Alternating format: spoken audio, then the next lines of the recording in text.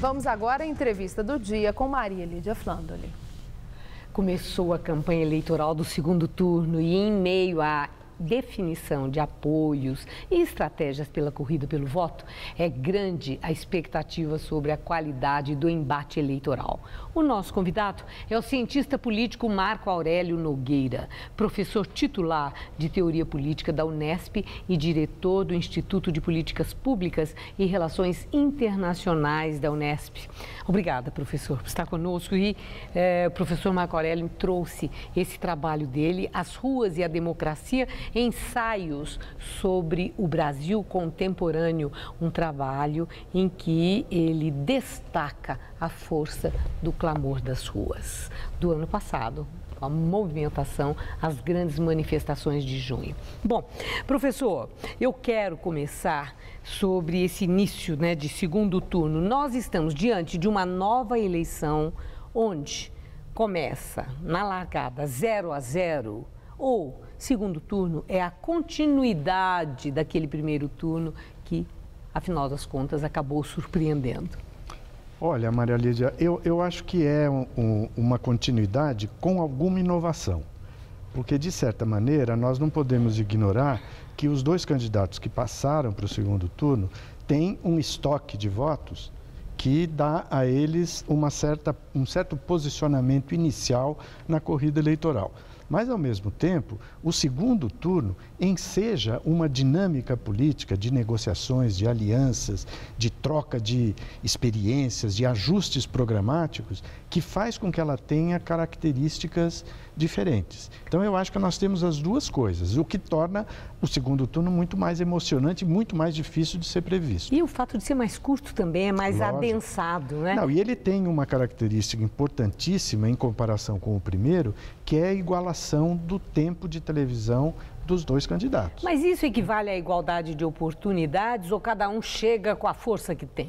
Eu acho que cada um chega com a força que tem, mas como a televisão, o rádio, as mídias, têm uma importância crescente no desfecho eleitoral, essa igualação do segundo turno cria uma dinâmica de debate diferente, que não estava presente no primeiro turno. Agora, a correlação de forças não é a mesma, porque você tem, primeiro, o estoque de votos de cada um dos candidatos, 42 milhões para a candidata Dilma, 34 milhões para o candidato Aécio, e tem o fato de que a candidata Dilma é presidente da República. Então, ela tem uma capacidade de exposição na mídia e de jogo político que o candidato Aécio não tem. Mas, ao mesmo tempo, ela traz na bagagem, além das obras que ela pode apresentar, também os problemas, um flanco para ataque que, com questões mais ou menos graves, que para ela significa um ônus também, né? Quer dizer, verdade. Nesse sentido, aí não tem um candidato, que possa dizer, estou livre, posso apenas falar dos meus projetos. Em relação a esse impacto negativo do exercício do poder, nenhum mesmo tem vantagem. Mas, ao mesmo tempo, a gente não pode esquecer que o exercício da presidência tem um impacto no processo eleitoral.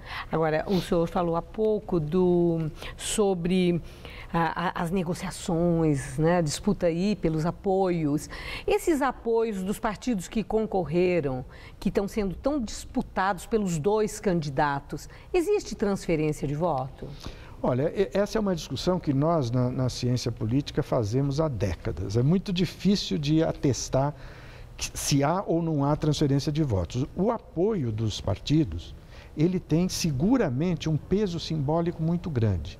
E ele pode ter, como me parece que está acontecendo agora, no caso da candidatura do Aécio, em que o Partido Verde e a Rede estão se aproximando e estabelecendo tratativas de caráter programático, tem também a vantagem de forçar os candidatos a um posicionamento de maior esclarecimento em relação ao que eles pretendem fazer se forem eleitos. Então, me parece que é interessante, não tanto do ponto de vista da transferência eventual de votos, porque isso nós nunca sabemos, especialmente porque os eleitores de hoje, os cidadãos de hoje, prezam muito a sua própria autonomia de decisão.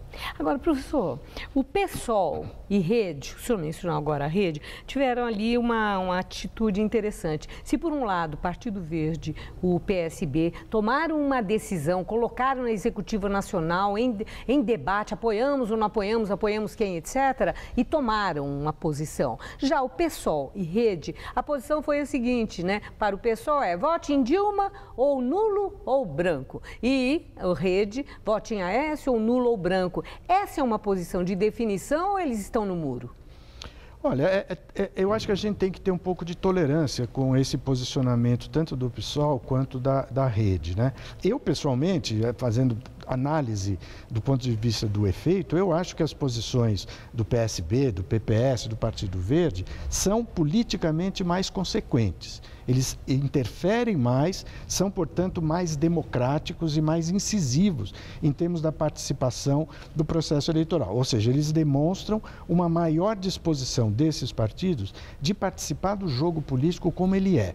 Agora, tanto o PSOL como, sobretudo, a Rede, que ainda não é propriamente um partido, é uma intenção partidária, tem os seus problemas de economia interna que, eventualmente, dificultam muito esse posicionamento. Então, eu acho que a gente tem que avaliar sem a condição do partido também. A condição de cada um. Certo. Agora, professor, o senhor acha que esse segundo turno das eleições tem caráter plebiscitário? Que, na verdade, a disputa não é Aécio ou Dilma, mas sim uma posição mais PT ou chega de PT? Olha, eu acho que toda dinâmica de segundo turno tem um caráter plebiscitário forte, porque você fez um primeiro turno em que as diferenças ideológicas, programáticas foram apresentadas e isso levou a um afunilamento que jogou dois candidatos que, em tese, polarizam aquilo que aconteceu no primeiro turno. Então, há uma tendência a que o segundo turno seja plebiscitário, né? Agora, no que diz respeito ao que é que vai ser submetido ao plebiscito, eu acho que nós também precisamos avaliar um pouco as coisas.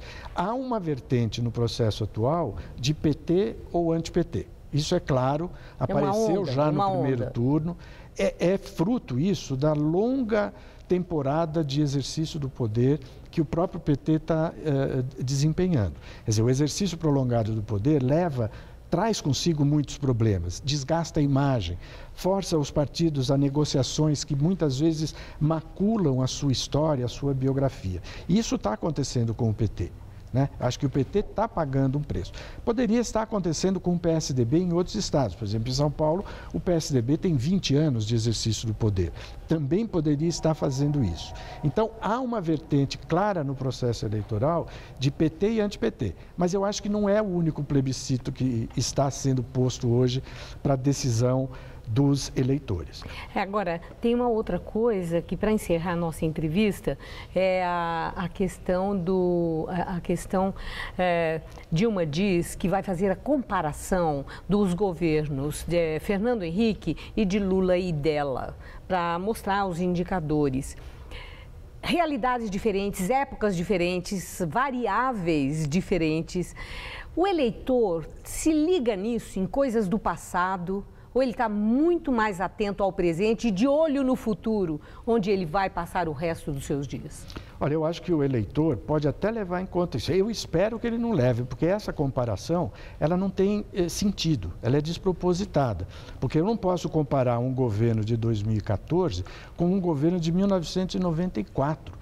É muito tempo, é muita diferença de época histórica, né? E eu acho que o eleitor hoje vai conseguir perceber que isso, na verdade, é uma operação de agitação eleitoral, né? Que serve, de certa maneira, para fixar algumas posições, mas que no dia a dia não se confirmam desse jeito. Então, eu acho que o eleitor, a tendência dele é olhar para frente, não olhar para trás.